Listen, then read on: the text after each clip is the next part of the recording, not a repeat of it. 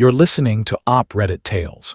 Today's story is about a husband who hears his wife say she would leave him for her ex during counseling and decides whether to walk away or stay. As you listen, think about the moment where you would have drawn the line. My name is Alex. I am 35 years old, and until about a year ago I thought I had a solid marriage. We had been married for 5 years. No kids yet, but I was ready to start that chapter. Looking back, I can see that I was always the one pushing for the next step, while Jenna seemed fine staying exactly where we were. That was probably the first sign I chose not to see. This was the first red flag I ignored. We met in college. She studied marketing, I studied computer science. She was loud, funny, and lit up every room. I was the quiet guy who made sure everyone got home safe after parties. Opposites attract, and for a while it worked. We dated for 3 years, I proposed, she said yes, and we had a nice wedding. Her family flew in, mine hosted a backyard dinner. It felt like the start of a long, steady life. Early in the marriage, I tried to be the stable partner. I work as an IT manager for a mid-sized tech company in a city on the East Coast. The job is not flashy, but it pays well and is stable. About 2 years into the marriage, Jenna lost her job during a downsizing. It hit her hard. She sank into a depression for months. I picked up extra freelance work to cover the bills. I told her to take her time and figure out what she wanted. I even turned down a promotion that would have required us to move because she said she was not ready to leave our city. I reassured her that we would build our life where she felt safe. At the time, it felt like love. Later I realized it was also me shrinking my own life to keep her comfortable. She eventually landed a marketing consulting gig, and for a bit things looked better. But around year 4, I started to notice cracks. She stayed out late with work friends more often. She would come home a little drunk, distant, and on her phone. Her phone was always face down or angled away when I walked by. I told myself she was just stressed. This is where a lot of people talk themselves out of what they already know. Then there were the comparisons. Little comments like, "My coworker Mark just bought a boat. Must be nice to have that kind of adventure." That name, Mark, kept coming up. She had mentioned him before as a short college fling, the fun guy from back then. Now she brought him up a lot more in that casual tone that never really feels casual. On social media, she started posting vague quotes about settling for less than you deserve and the sparks that got away. She never tagged me. I saw everything but kept my mouth shut because I did not want to seem insecure. Instead, I suggested we go to marriage counseling. "We have put too much into this to just let it slide," I told her. "A neutral third party might help us talk." She agreed, but she sounded flat. No excitement, no real relief. More like she was checking a box. We found a therapist in a quiet building downtown. Beige walls, soft lighting, generic art. The therapist, Dr. Ellis, sat in an armchair while Jenna and I sat on opposite ends of a worn couch. That physical distance said more than either of us did at first. Dr. Ellis started with the usual question, "What brings you here?" I went first. I talked about feeling distance, about wanting to reconnect, about how I still loved Jenna and wanted us to work. Jenna nodded, but I noticed her hand was under her leg where her phone was tucked away. She still could not put that thing down. When it was her turn, she sighed. "I don't know. Alex is great on paper, but it feels like we're just roommates. There is no excitement." Dr. Ellis asked her to explain what excitement meant. That word was doing a lot of heavy lifting. Jenna talked about feeling stuck and bored, about wanting more adventure. I listened and thought, okay, at least she is saying something real. Maybe this is a step forward. Then Dr. Ellis asked if there were any past relationships or unresolved feelings that might be affecting our marriage. Jenna hesitated, then shrugged. "Well, there's my ex Mark. We reconnected on social media a while back. He's just different, more alive." I felt my stomach drop, but I stayed calm. I asked how they had reconnected. "Just friends, Alex," she said. "Talking to him reminds me of what I might be missing." Dr. Ellis leaned forward. "Jenna, how does this affect your commitment to this marriage?" That was when the mask came off. Jenna looked straight at me and said, very clear, very calm, "If Mark asked me back tomorrow, I'd leave you. He's the one that got away. With you, it's comfortable, but I deserve more than just stability." The room went silent. Dr. Ellis froze, her pen hovering over the notepad. I could hear the clock on the wall ticking in the background. Time did not stop, but something inside me did. I did not yell. I did not cry. It felt like a switch flipped in my head. All the late nights, the weird posts, the way she looked at her phone instead of me, it all lined up in one clear picture. When someone tells you they would leave you for someone else, they are telling you exactly where you stand. I took a deep breath, put my hands on my knees, and stood up. "Thank you for your time, Dr. Ellis," I said. "I think that's all I need to hear." Jenna blinked. "Wait, what? Alex, sit down, we're not done." "Actually, we are," I replied. My voice was calm. "You have been clear." Dr. Ellis started to say something, but I cut her off politely. "This session has been enlightening." I nodded to both of them and walked out. Down the hall, into the elevator, out of the building. My heart was pounding, but underneath the hurt was a strange kind of quiet clarity. I finally saw that I had been a backup plan, not a partner. By the time I reached the parking lot, my phone was buzzing. It was Jenna calling. I let it go to voicemail, then a text, "What the hell, Alex, come back." Then more calls. I drove to a friend's place across town instead of going home. That night I crashed on his couch and told him the short version. "It's over," I said. He handed me a beer and did not push for details. Sometimes silence is better than advice. I listened to a few of Jenna's voicemails. "Alex, that came out wrong. I was just being honest, like the therapist said. Don't overreact." In her mind, calling me the safe option while she dreamed about her ex was honesty, not cruelty. This is a common twist. Some people call it honesty when they are really just telling you that you do not matter to them. She said we could fix this. But she had already told me how she really felt. I decided I did not need to fix anything. I needed to leave. The next day, I blocked her for a bit so I could think. I called a lawyer, asked about divorce papers, and moved my essentials into storage. I left the house for her to live in while things got sorted. I wanted a clean exit, not a war. Her family got involved fast. Her sister called, saying Jenna was a mess and that I was throwing away a marriage over one session. Her mother sent a long email about how she had raised Jenna to be truthful and how I was abandoning her when she needed me most. These were the same people who had always enabled her, wiped away every consequence, and blamed everyone else. I was not interested in being the next person they guilted into staying. Meanwhile, I focused on myself. I accepted the promotion I had turned down before, which meant moving to a satellite office a few hours away. I found a small one-bedroom apartment near the new office. The view was just a parking lot, but it was quiet and it was mine. Work became my anchor.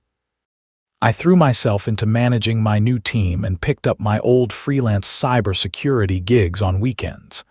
The extra work padded my savings and gave me a sense of progress instead of loss. I also started hitting the gym more seriously. Early mornings, lifting, cardio. I lost weight, built some muscle, and felt my body get stronger. It was not about getting revenge. It was about feeling like a person again. I began seeing a new therapist on my own. We talked about how I had made myself small to keep Jenna happy. She said, "You were loyal to a fault." Loyalty without respect on the other side is just self-sacrifice. That line stuck with me. A lot of people confuse staying for loyalty when it is really just pain with a nice label on it. Flashbacks hit sometimes. Like when I drove 4 hours in the rain to pick Jenna up when her car broke down, or when I maxed a card so she could take an expensive course to boost her career while putting off my own certifications. Back then, she called me her rock. Over time, it felt like she just saw me as a safety net. The divorce process moved slowly but steadily. I filed no fault and aimed for a simple split. My lawyer handled the back and forth. I focused on rebuilding my life instead of reliving hers. After a few months, my social life started to shift. Mutual friends reached out for coffee. They had heard the basic story of the counseling session. I did not trash Jenna. I just told the truth. Quiet facts travel farther than loud drama. Some friends kept inviting me out. Others stopped inviting her. Her online posts grew vaguer and more dramatic. A lot of talk about growth through pain, and not much actual change. I muted or unfollowed her accounts and removed her from my daily digital life. About 6 months after the session, I met Sarah at a work conference. She worked in HR, was smart, kind, and had a dry sense of humor. We bonded over sci-fi books and bad puns. I told her the basics of my marriage and divorce. She did not poke at the wound, just accepted it as part of my past. With her, I felt like an equal, not a project or a backup. While I was building something new, Jenna was making her own choices. I did not follow closely, but news still reached me. She had moved in with Mark about a month after I left. At first, it looked like everything she thought she wanted. Flashy dates, romantic trips, that new chapter energy on her posts. But under the surface, things were not stable. Mark's work was spotty. He bounced between informal gigs and sketchy ventures. Friends mentioned his temper. One night he blew up at her in a bar, yelling and smashing a glass. She downplayed it, but the story spread. Not long after, he left. He had been using her place as a landing pad while seeing someone else on the side. She found out through a photo online. Her job went next. The drama spilled into her work, deadlines were missed, and she was let go with a small severance that did not stretch far. She moved back in with her mom. Even her family, who had always defended her, started to show cracks in their patience. Mutual friends told me bits of this in small pieces. I did not ask for details. I listened, nodded, and went back to my life. I won't lie. There was a quiet sense of validation. She had chased excitement and found chaos. I had chosen stability and was slowly finding peace. It was not about revenge. It was about seeing reality catch up with choices. Then came the attempts to pull me back in. Texts from unknown numbers. "Alex, we need to talk. I messed up big time." Calls and voicemails that swung between crying and anger. Her family stepped into the spotlight again, saying I was cruel for not forgiving her moment of honesty. One evening, about 8 months after counseling, she showed up at my new apartment building. I had just gotten home from work when the buzzer rang. "Alex, it's me. Please let me up. I drove all this way." I paused, then decided to at least see what she wanted. I buzzed her in but left the chain on the door. She looked rough. Hair messy, dark circles under her eyes, clothes wrinkled. "Thank you," she breathed. "I've been a wreck.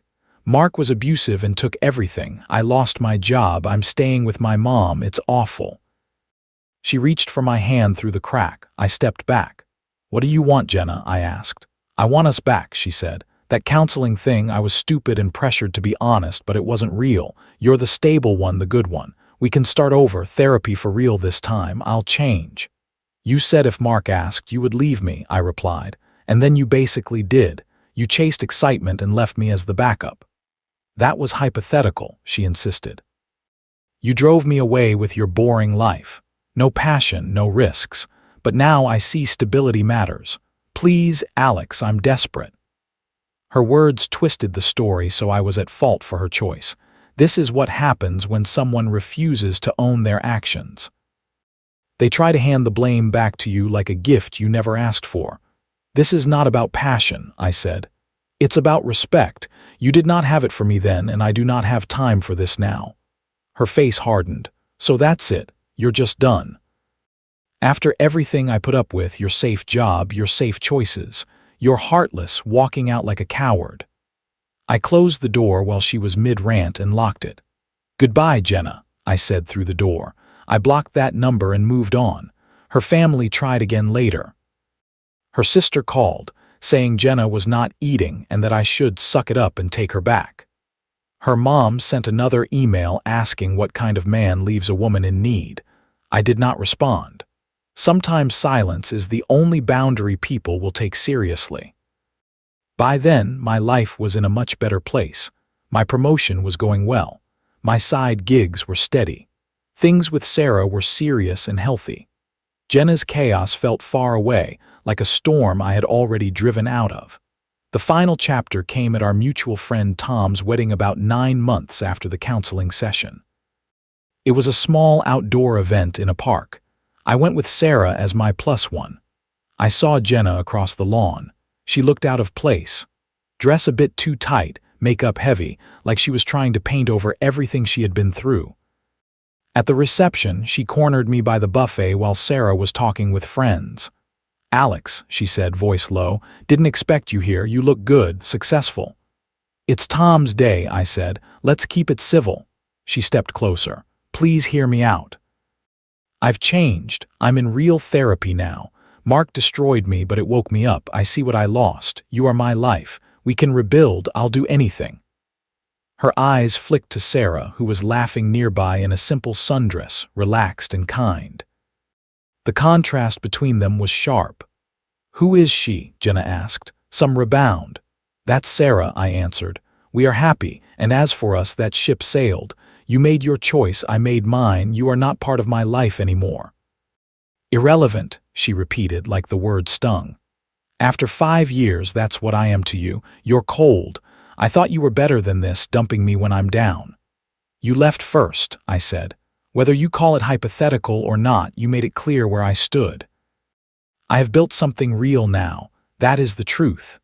Tears filled her eyes, but anger won. "You'll regret this. When she is gone, you'll see I was the one." I shrugged and turned away. Sarah walked over and linked her arm with mine, and we went back to our table. Jenna stood there for a moment, then drifted off. That was the last real interaction we ever had. Not long after, the divorce was finalized. She got the house, but had to sell it quickly. I kept my career path, my peace, and a partner who actually chose me. The betrayal still hurt, but it was part of my past, not my present.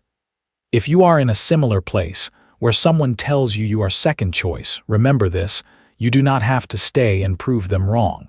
You can leave and prove yourself right. Lesson 1. When someone tells you they would leave you for someone else, believe what they are showing you about your place in their life. Lesson 2. Stability and loyalty mean nothing to a partner who sees you only as a backup plan. Lesson 3. Walking away from disrespect is not overreacting. It is self-respect. Lesson 4. You are not responsible for saving someone from the natural consequences of their own choices. Lesson 5. Real partners do not ask you to shrink your life so they can chase excitement. Lesson 6. Healing takes time, but distance, good boundaries, and honest support systems make it possible. What would you have done after that counseling session? Would you have walked out or tried to stay and fix it? Have you ever been treated like a backup option by someone you loved? Share your thoughts in the comments.